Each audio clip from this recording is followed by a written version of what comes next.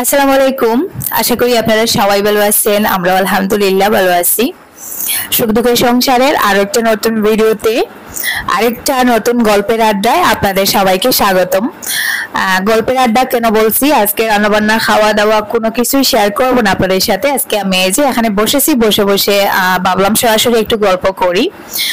আর রান্নাবান্না খাওয়া দাওয়া ওইসব তো প্রতিদিনই শেয়ার করা হয়, আজকে না হয় একটু অন্যরকম ভাবে সময়টা কাটালাম। তো আজকে ভাবছিলাম ভিডিওই দিব না, তারপরে ভাবলাম ভিডিও যখন দিচ্ছি না তাহলে আপনাদের সাথে বসে বসে কিছু কথা বলি, গল্প করি। আর কিছু বিষয়ে কথা বলাটা আমার খুব জরুরি ছিল, তো ওই জন্যই আর কি সরাসরি চলে আসা। তো গত দিন কি আগের দিন, মেবি গত পরশু দিন আমি একটা ভিডিও শেয়ার করেছিলাম। আমার ঘরে যে বড় মেয়েটা থাকে রাহিলা, তো রাহিলাদের ফ্যামিলির আর কি কিছু সমস্যা নিয়ে। তো ভিডিওটা শেয়ার করেছিলাম মনে হয় রাত 10:30টার দিকে। ওই ভিডিওতে তেমন বেশি একটা ভিউজও হয় নাই। তো ভিডিওটা শেয়ার করার মেন কারণটা আমি সেদিন বলেছিলাম, আজকে আরেকটু ভেঙে বলি। আমি যখন ওয়াহিদাদের বাসায় গিয়েছিলাম তখন কিন্তু আপনারা অনেকেই আমায় নিজে থেকে বলেছিলেন যে আপু ওয়াহিদাদেরকে নিয়ে একটা ভিডিও করো, তাহলে আমরা সবাই মিলে একটু একটু করে সাহায্য করবো, ওদের একটু উপকার হবে। তো আমি কিন্তু তখন ভিডিও করিনি বা হেল্পের কথা আপনাদেরকে বলিনি, কারণ ওয়াহিদাদের পরিবার থেকে কেউ আমাকে সেরকম কিছু বলেনি, আর আমি নিজে থেকেই কেন বা করতে যাব। তারপরে আরেকটা কথা আমি জানতাম, কারণ আমি প্রথম থেকেই জানি ওয়াহিদাদের অবস্থা খারাপ, কিন্তু ওয়াহিদাদের থেকে রাহিলাদের অবস্থা আরো অনেক বেশি খারাপ, যেটা আমি প্রথমেই ভিডিওতে আপনাদেরকে বলেছিলাম। তো সেদিন রাহিলার মা আর রাহিলার একজন চাচাতো ভাই মানে ওয়াহিদার মামা, ওনারা আমাকে একটা ভিডিও করে পাঠিয়েছিলেন এবং রিকোয়েস্ট করলেন ভিডিওটা ইউটিউবে মানে আপনাদের সাথে শেয়ার করার জন্য। তো আমিও ভেবে দেখলাম যে ইউটিউবে ফেসবুকে তো অনেকেই হেল্পিং ভিডিও করে, যার থেকে অনেক মানুষের অনেক উপকার হয় বা অনেক বড় বড় সমস্যা থেকে বেঁচে যায়। আর আমি যদি ছোট একটা ভিডিও আমার চ্যানেলে শেয়ার করি আর সেটা থেকে যদি ওদের একটু উপকার হয় তাহলে তো আমারও ভালো লাগবে, সেই জন্য আর কি আমি ভিডিওটা আপনাদের সাথে শেয়ার করেছিলাম। তো আমি একটু ভয়েস দিয়ে আর কি তারপরে ভিডিওটা আপনাদের সাথে শেয়ার করেছি। তো যাই হোক, শেয়ার করলাম, সেটা তো আপনারা হয়তো অনেকে দেখেছেন অনেকে দেখেননি। তো ওটাতে আমি দুইটা স্ক্যানার দিয়েছিলাম, একটা ছিল আমার আর একটা রাহিলার চাচাতো ভাই যিনি ভিডিওটা করে আমাকে পাঠিয়েছিলেন ওনার। আর ওয়াহিদার মায়েরও একটা অ্যাকাউন্ট নাম্বার ছিল যেটা গ্রামীণ ব্যাংকের। তো আমি আপনাদেরকে বলেছিলাম আপনারা যদি আপনাদের মন থেকে ওদেরকে একটু হেল্প করতে চান তাহলে যে কোনো স্ক্যানারে দিতে পারেন। ওয়াহিদার সরি আমি বারবার ওয়াহিদা বলছি, আমি আসলে ওয়াহিদার নামটা প্রথমে আমার মুখে চলে আসে। রাহিলার মায়ের কোনো স্ক্যানার নেই, ওদের কোনো ফোনও নেই, পার্সোনাল কোনো ফোনও নেই। তো যদি রাহিলার মায়ের স্ক্যানার থাকতো তাহলে তো আরো বেশি উপকার হতো, কিন্তু আমি ওদের স্ক্যানার না থাকায় আমি আমারটাও দিয়েছিলাম সাথে। তো যাই হোক, ওটা দিয়েছিলাম যদি আমাদের দেশ থেকে মানে আমাদের ভারতের ভেতর থেকে যদি কেউ ওদেরকে হেল্প করেন তাহলে স্ক্যানারে করতে পারবেন। আর যদি দেশের বাইরে থেকে কেউ ওদেরকে হেল্প করতে চান তাহলে কিন্তু ওই স্ক্যানারটা কাজ করবে না, ওটা ইন্ডিয়ার ভেতর পর্যন্তই সীমাবদ্ধ। তো বাইরে থেকে ওটা কাজ করবে না, ওই জন্যই আর কি আমি বলেছিলাম যে আমার একটা পার্সোনাল নাম্বার আমি দিব, আপনারা যদি বাইরে থেকে কেউ ওদেরকে সামান্য টাকা দিয়ে হেল্প করতে চান তাহলে আপনারা আমার সাথে যোগাযোগ করবেন। তো আমি বলে দিব আপনাদেরকে কিভাবে দিবেন বা অ্যাকাউন্ট নাম্বার আমি আপনাদেরকে দিব।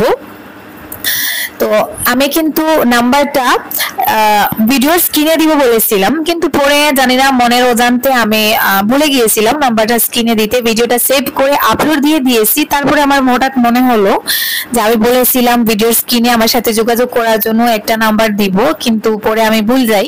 তো স্ক্রিনে যেহেতু নাম্বারটা আমি দিতে পারিনি তাই পরে আমি আমার কমেন্ট বক্সে নাম্বারটা দিয়ে আমি পিন করে রেখেছিলাম আর আপনাদেরকে বলেছিলাম এটা আমার নাম্বার।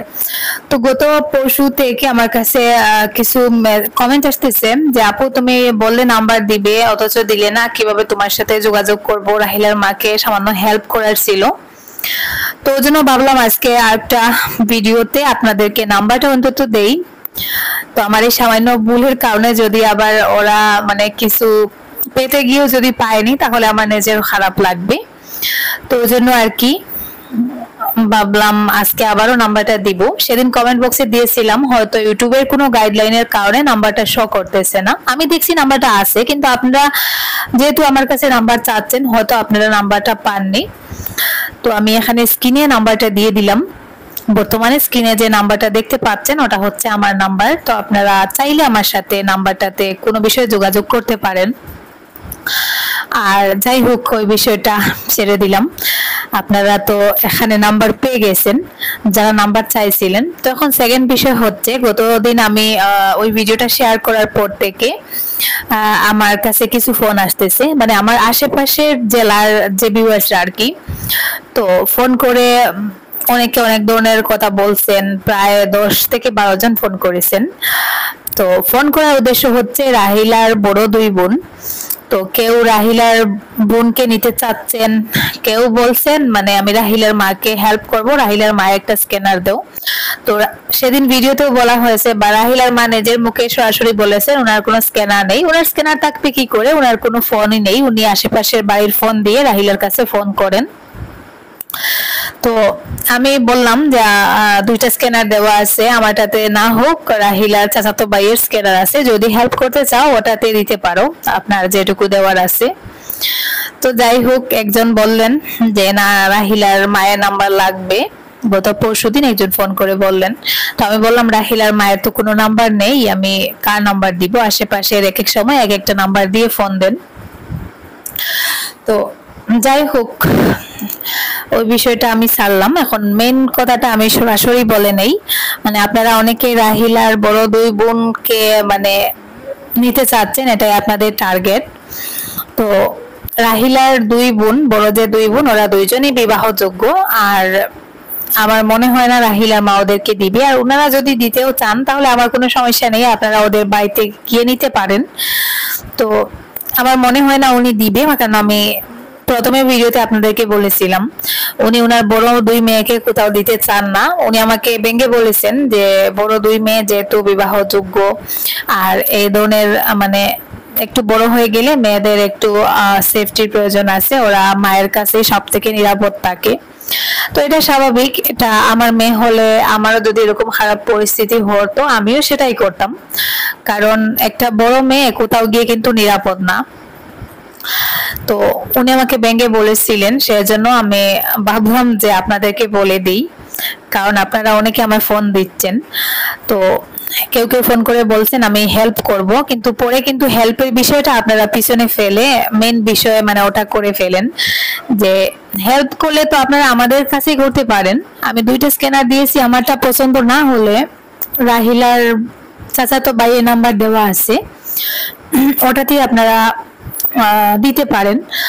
তো রাহিলার মাকে প্রয়োজন, মানে রাহিলার মাকে কিছু টাকা দিবেন, দিয়ে বলবেন একটা মেয়ে দিয়ে দাও।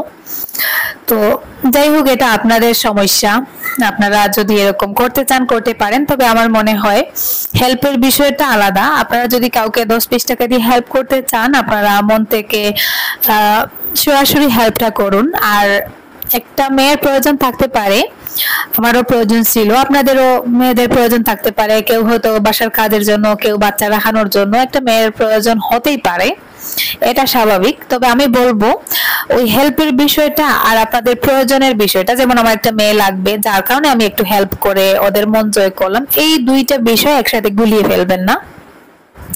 হেল্পের বিষয়টা আলাদা।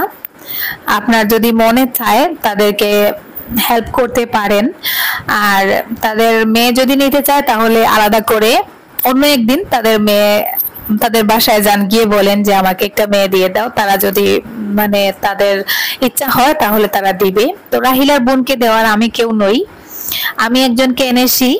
তো ও কিন্তু ছোট, ওদের মতন বড় না, ওরা কিন্তু 2জনই প্রায় বিবাহের উপযুক্ত আর কি। তো যাই হোক, আমি ওই বিষয়টাই আর কি সরাসরি আপনাদেরকে বলতেছি, ব্যঙ্গে একেবারে সোজাসুজি বলতেছি যে আপনারা যদি রাহিলার মাকে হেল্প করার বিষয়ে আমাকে ফোন করেন বা কোনো কিছু জানতে চান বা কোনো ডিটেইলস নিতে চান করুন, সমস্যা নেই। কিন্তু রাহিলার বোনদের বিষয়ে আমি কিছু বলতে পারবো না আপনাদেরকে, যার জন্য দুঃখিত।